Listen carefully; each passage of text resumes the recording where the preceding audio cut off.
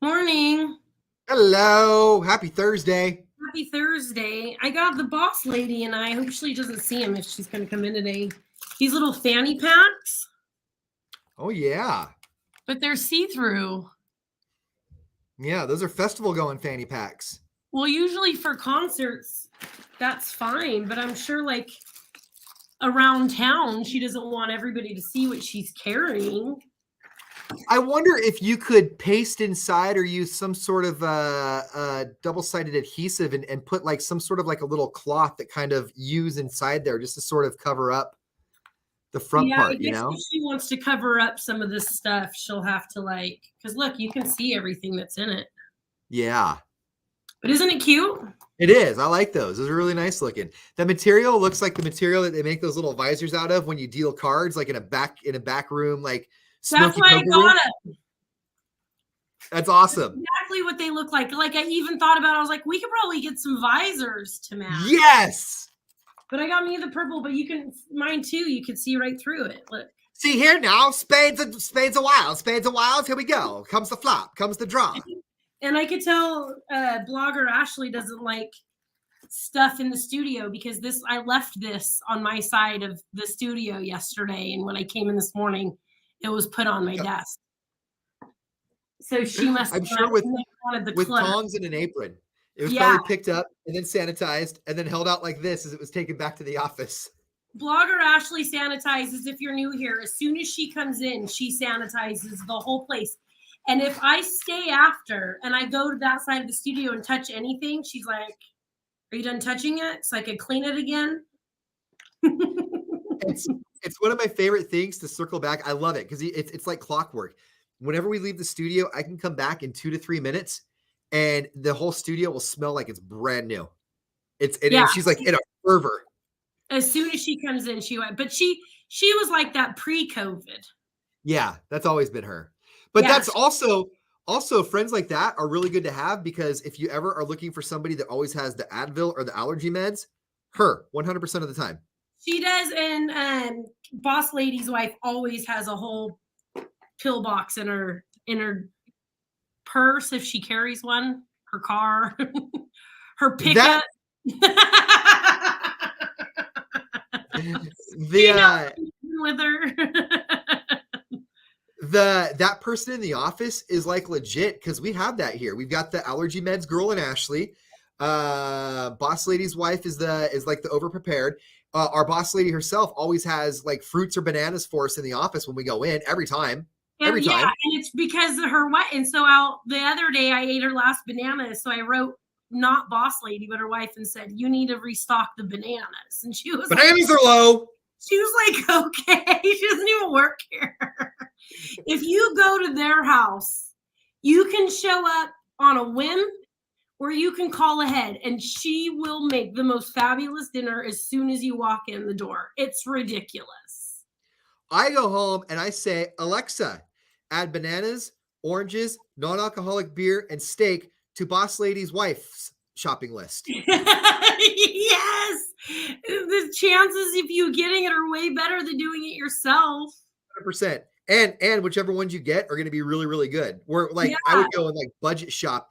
It would all be organic, grass-fed. Well, this one was just slaughtered yesterday. Yeah. She's more efficient than that Uber Eats or whatever. Yeah. You'll get your groceries.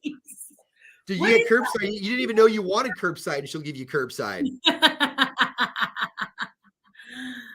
This weekend is Chocolate Festival and Porch Fest, if you're into that thing. So I'm interested in Porch Fest as a bystander, as somebody who's going. Would that be a bystander, or is a bystander somebody who just stands by, right? So Porch Fest would be a mobile stander. You're not a participant. You're a spectator. You're an observer, a bystander. You're an observer.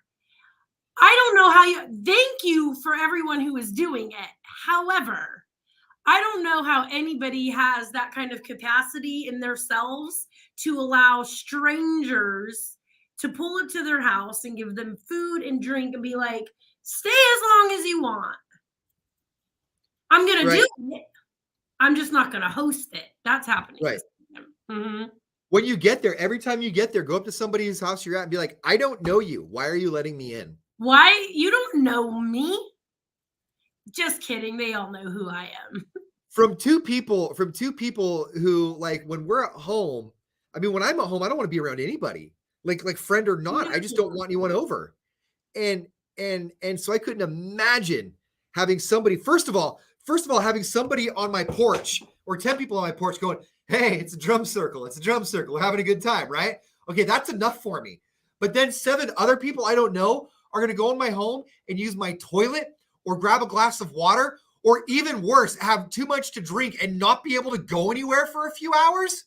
Okay, over all of that, I bet you the same thing that gives you the worst amount of anxiety is the same as me. Not the bathroom, not the food, not them being there. What time do they leave? Go! TikTok!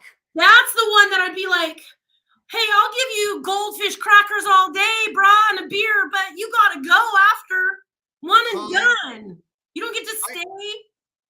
I had a buddy I disc golf with, and his wife is very adamant. Anyone you disc golf with, that whole crowd cannot come over to our house. He's a couple years older than me. They have grandkids, right? So, like, I'm an exception. There's gotta be a reason for that. There's gotta be. Yes, there's a total reason for that. Mm-hmm. Because 3/4 of them down there are like loaded, you know? Mm-hmm. What am I gonna say? But I think that's any park you go to. But I'm an exception, you know. He doesn't mean loaded with money. He means loaded with the drugs. Yeah. So you know, within those communities, you can always find a few people where you're like, okay, well, that person is not like the others, right? And so, like, he and I are kind of like that in some ways. And so I'm allowed to go to his house. So is my buddy Nick. This guy provides me all of my flowers and vegetation for around my house. And he was telling me that he had somebody over the other day. He's like, I didn't want this person over, but they needed something from me. So they came over. And when they came over, they decided to smoke their pot. And when they smoked their pot, they were like, hey, man, I'm good. You just got to give me like 2 hours to sit on this couch and then I'll head out. And I was like, no, you got to get on your bike and you got to go.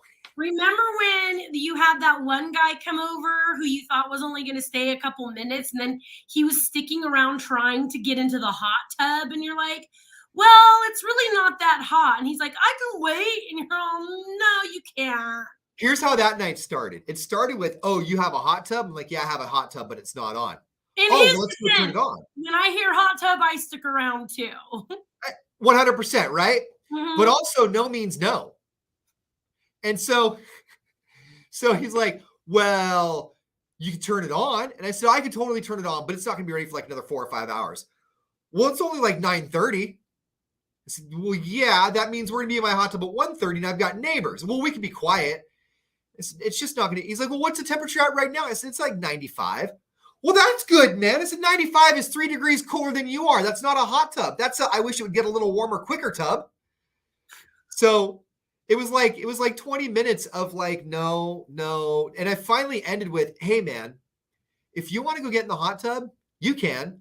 I'm going to sit in a chair next to it. I'm not feeling it tonight. And that's weird. And here's the thing. You are extremely comfortable with who you are sexually. Yeah. You're totally fine with gay men hitting on you before this story comes out of my mouth. The hot tub that I gave you is for you and maybe a romantic partner, or you and maybe your kids. It's not for 2 platonic straight men to sit in. It might be a little uncomfortable. It's that small. Do you know what I mean? Super small.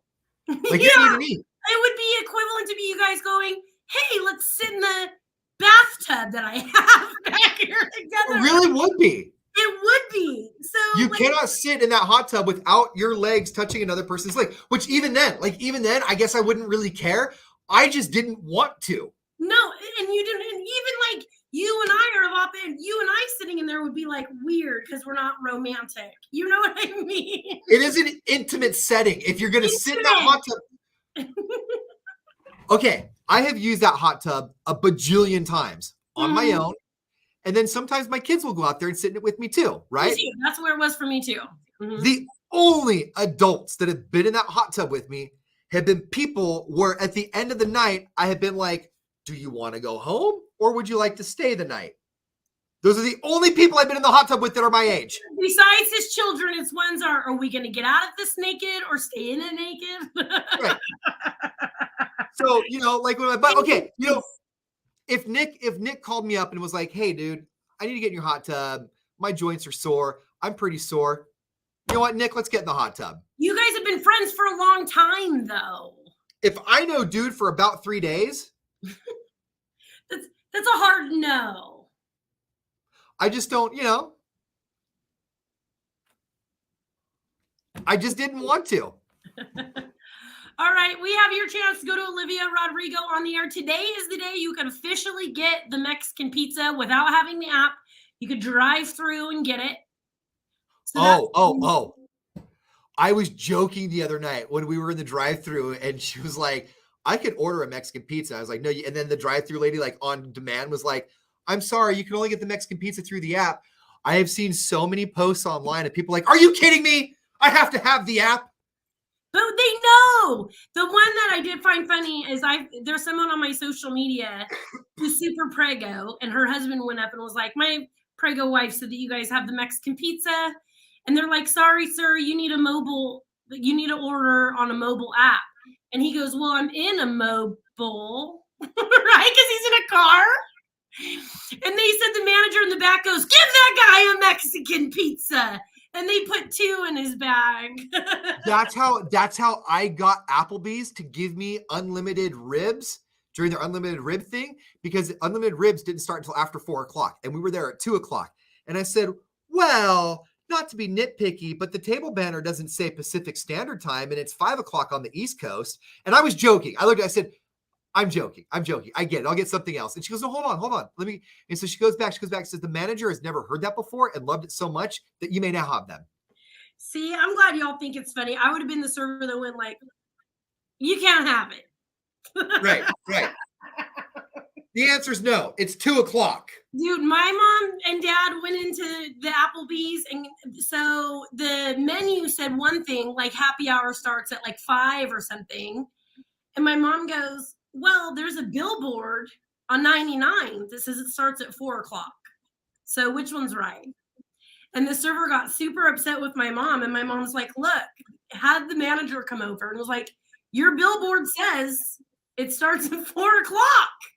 And they had to honor her. They had to give her the money. They had to give her the happy hour. See, I think that's different because they have to actually physically go someplace because of what the billboard said. So when you get there and it's not 5:00, it's 4:00 like the billboard says, I think you've got every right to be like, well, but I'm only here because of what you said. Yes. Yeah. Yes. She's like, the billboard on 99 right at the blah, blah, blah exit. Like, she knew that. Go drive there. It says 4. Yeah. I just threw out the East Coast. It could have been Wilmington. Like, I don't even think she wanted anything off the happy hour menu, but then it was just principle. Aren't happy hour menus awesome though? They are half price. There's stuff. I don't even like mozzarella sticks, but I'll get them when they're $3 instead of $6. Did you know that I only learned in this last 3 weeks that tapas just means appetizers that are free that you put on top of your drink? I thought that tapas were like an actual food.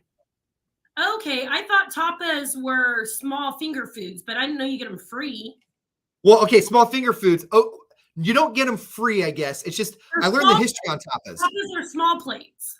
So tapas, if you know this, stop me. But I just learned this a couple weeks ago. Tapas were originally, it was when you got your drink and you got your food, you had to put your drink or your food on top of your drink to keep like bugs out if you're going to go do something or if you were socializing or something.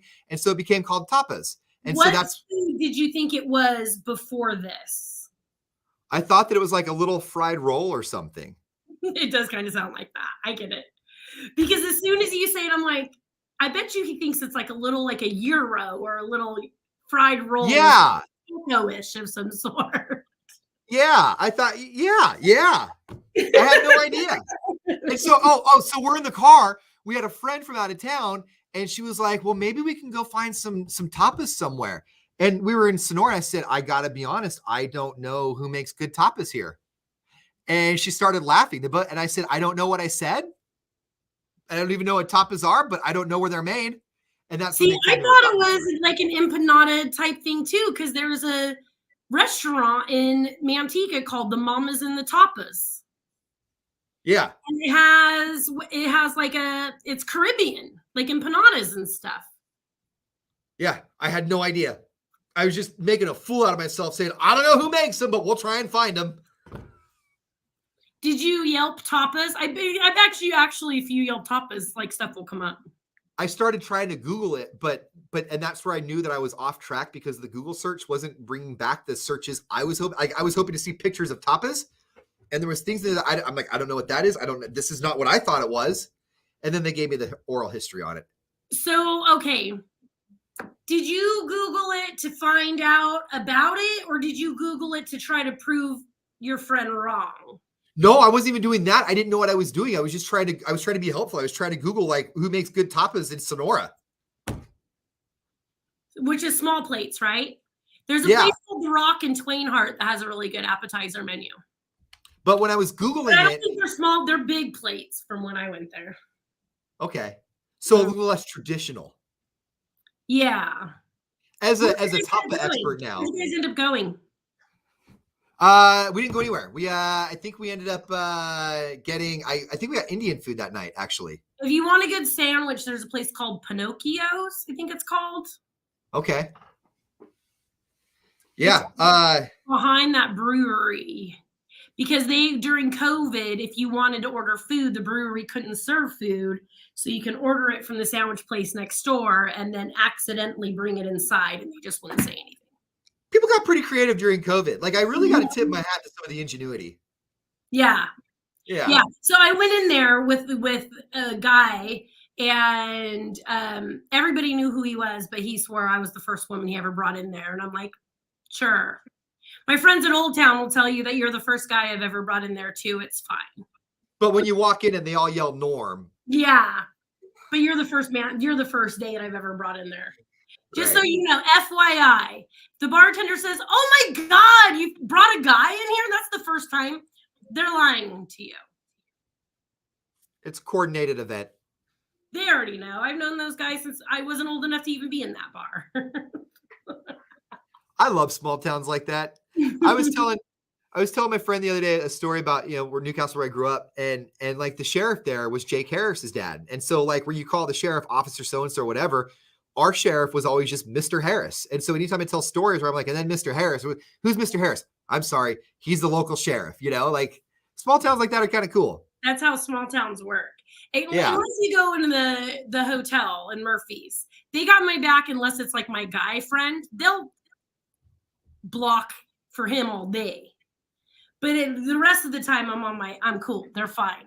Unless it comes to that guy. So they have their priorities, and it's usually men. It's the bro code amongst bros. Oh, I hate the bro code. I remember last year my friend writes me, he was like, you've been downtown 3 days in a row. And I'm like, who's telling you?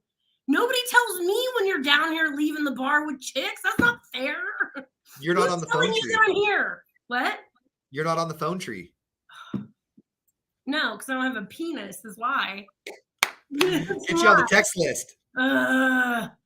All right, you guys. Olivia Rodrigo on the air, Lollapalooza on the air. What else we got? Chocolate Festival this weekend. Do we need any more? That's plenty. Yep. All right, we gotta go. Talk to you tomorrow. Bye.